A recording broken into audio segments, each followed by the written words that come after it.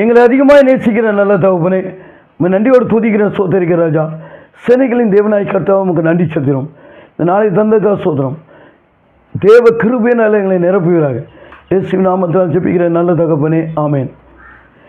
ஜீவ நதியை வாங்க, ஜீவன் கொடுக்க வாங்க, தாகத்தோடு துடிக்கிறோம், தாகம் தீர்க்க வாங்க. ஜீவ நதியை வாங்க, ஜீவன் கொடுக்க வாங்க, தாகத்தோடு துடிக்கிறோம், தாகம் தீர்க்க வாங்க. வாங்க வாங்க வாங்க ஏசப்பா வாங்க, தாங்க தாங்க தாங்க உங்க அபிஷேகத்தை தாங்க. ஒரு மனிதன் இந்த நாட்களில் சாட்சியாய் வாழ முடியாமல் தவித்து கொண்டிருக்கிறான். கணவனிடத்தில் சாட்சி பெறவில்லை, பிள்ளைகளிடத்தில் சாட்சி பெறவில்லை, உலகத்தில் சாட்சி பெறவில்லை. நான் ரட்சிக்கப்பட்டேன் என்று கூறுகிறான். ரட்சிப்பு என்றால் என்ன? ரட்சிப்பு என்றால் யார் உன்னை அடிக்க வந்தாலும் மௌனமாக இருப்பது ரட்சிப்பு.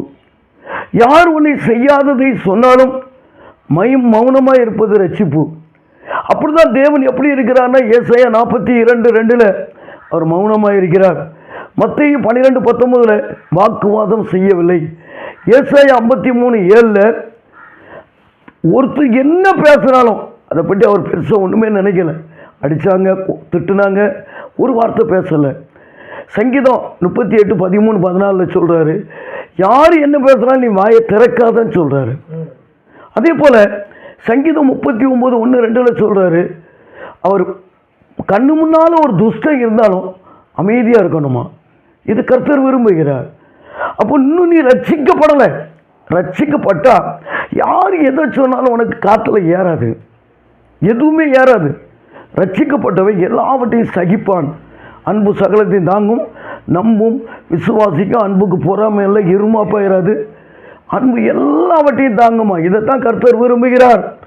நீ கொண்ட எதையா தாங்கக்கூடிய தன்மைகள் இருக்குதா? நான் ரட்சிக்கப்பட்டேன்னு சொல்கிறேன், எல்லாம் பொய் தான். ரட்சிக்கப்பட்டவன் பொய் சொல்ல மாட்டான். ரட்சிக்கப்பட்டவன் பொய் சொல்கிறதுக்கு வாய்ப்பே கிடையாது. இன்னைக்கு நீ ரட்சிக்கப்படாதனால தான் பொய் சொல்லிகிட்டு இருக்க. ரட்சிக்கப்பட்டவன் தேவ ஆலயத்தில் கடந்து சென்றால் தேவனை மட்டும்தான் பார்ப்பான், உலகத்தை பார்க்க மாட்டான். நீங்கள் நம்ம ரட்சிக்கப்படாதனால உலகத்தை பார்க்கணும். ரட்சிக்கப்பட்டவன் கர்த்தருக்குள்ளே மட்டும்தான் கட்டப்பட்டவனாக இருப்பான். இன்னைக்கு ரட்சிக்கப்பட்டேன்னு சொல்லி பாவம் செய்யாத, பாவத்துக்கு இடம் கொடுக்காத.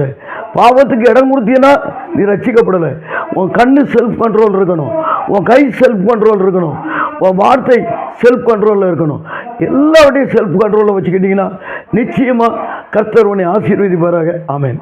இந்த வீடியோ உங்களுக்கு ஆசீர்வாதமாக இருந்திருக்கும் என்று நம்புகிறோம். இந்த வீடியோவை லைக் செய்து உங்களுடைய நண்பர்களுடன் பகிர்ந்து கொள்ளுங்கள். இந்த வீடியோவை பற்றிய உங்களுடைய கருத்துக்களையும் சாட்சிகளையும் கீழே கமெண்ட் செக்ஷனில் தெரியப்படுத்துங்க. தொடர்ந்து நம்முடைய சேனலில் வரக்கூடிய எல்லா வீடியோவும் மிஸ் பண்ணாமல் பார்க்குறதுக்கு நம்ம சேனலை சப்ஸ்கிரைப் பண்ணி வச்சுக்கோங்க.